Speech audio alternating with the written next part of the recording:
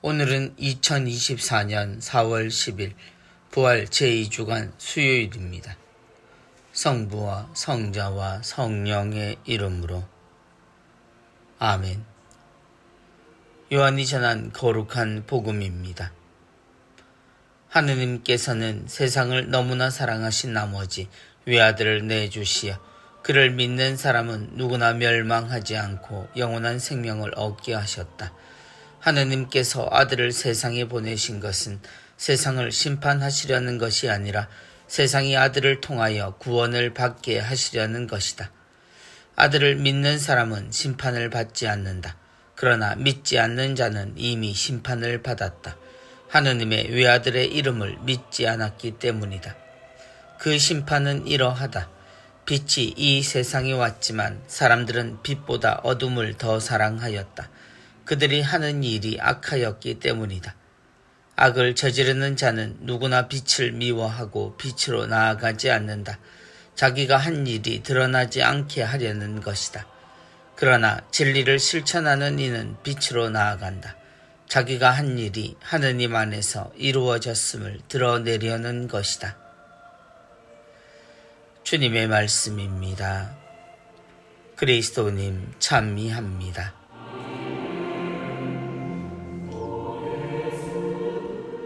세상을 너무나 사랑하신 나머지 외아들을 내주시어. 사순절의 끝에 만나는 성주간과 그 중에서도 성삼일의 시간은 교회 안에서 여러 사람의 수고가 필요한 복잡한 전례 연속입니다. 그 속에서 우리는 주님에게 일어났던 사건들을 되짚어보고 특별히 성삼일 전례를 통해 다시 세상 안에서 경험하며 주님이 우리에게 보여주신 마지막 기억을 현실에서 떠올리게 됩니다. 그리고 우리가 지키는 첫 주일을 부활절로 기억합니다. 주간 첫날이었던 부활의 날, 이제 주님의 날이라고 부르는 이 날은 원래 해가 떠 일을 시작하는 태양의 날이었습니다. 모든 것이 시작되고 하느님의 일이 시작된 날에 우리는 그리스도의 생명이 다시 살아났고 결코 꺾이지도 끊어지지도 않는 하느님의 뜻을 확인합니다. 하느님께서는 세상을 너무나 사랑하신 나머지 요한복음은 처음부터 이 구세주의 의미를 우리가 알아듣고 믿도록 초대합니다. 하느님이 당신 외아드님을 세상에 보내신 것은 세상을 너무나 사랑하셨다는 표현에서 답을 제시합니다. 불행히도 별로 달라진 것 없는 세상은 여전히 심판이라는 말과 그 앞에서 불안한 자신들의 모습을 겸손이라는 말로 바꾸어 보려 하지만 사실 우리에게 오신 주님의 뜻을 안다면 그럴 수도 있다는 말에 동의하긴 어렵습니다.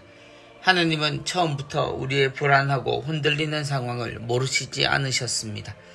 그리고 끊임없이 하느님의 뜻을 거부하는 이들을 위해 아들을 보내셨습니다. 진실과 진리가 그들을 자유롭게 곧 하느님 안에서 살아가는 것은 자유롭고 즐거운 일이라는 것, 심판을 말하면서 심판을 걱정하지 않는 이가 되도록 그리스도는 가르치셨습니다. 아들을 믿는 사람은 심판을 받지 않는다.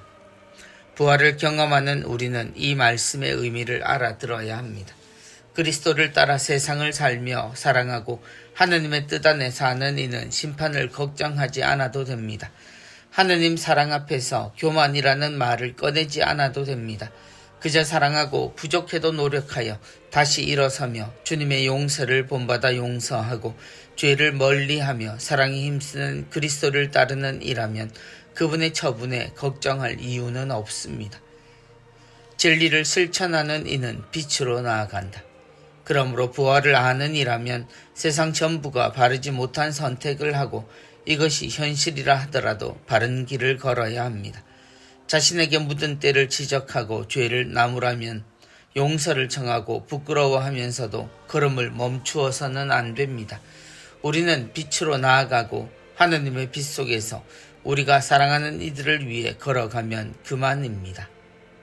성부와 성자와 성령의 이름으로 아멘.